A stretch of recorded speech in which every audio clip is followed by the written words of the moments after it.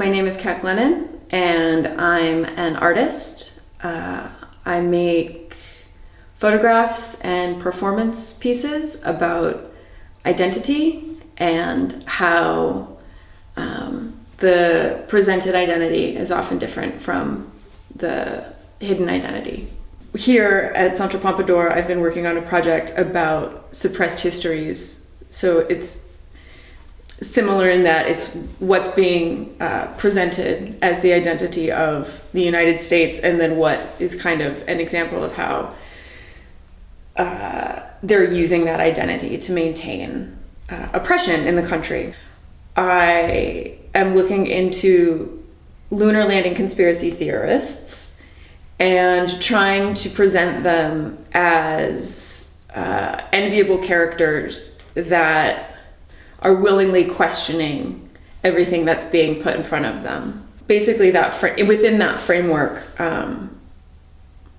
it gives you the opportunity to talk about, any kind of other history that you feel might be suppressed or forgotten. So I'm talking about a lot of the Nazi war criminals that America took in and gave them homes and protected them in the name of science. I'm talking about the genocide of indigenous Americans, specifically in California at the gold rush, and how these dime novels very much vilified Native people and any other races of people, Mexican, Spanish, Chinese a lot,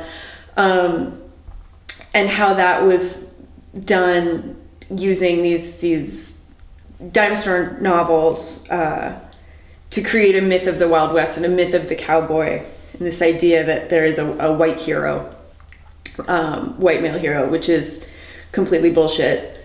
And then pairing that with still lifes of rocky landscapes that sort of call to mind the moon as a way to sort of say, here's this like very, very fictitious landscape.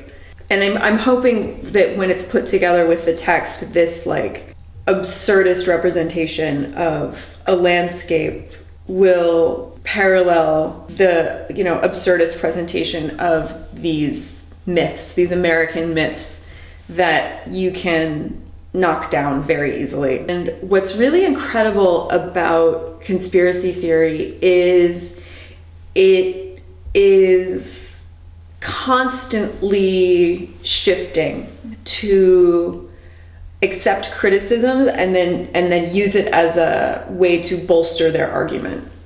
So it's this there's a million logical fallacies in it, but it's really interesting the way that it's a non-ideology. It's you're rewarded for doubting, and so you're rewarded for doubting other members in your community. It's so plain to them, and they're making this argument, and they're so frustrated, and they're just like, the moon doesn't exist. So that is another thing that I really like about the conspiracy theorists. They're accidental stumbling into high concept art.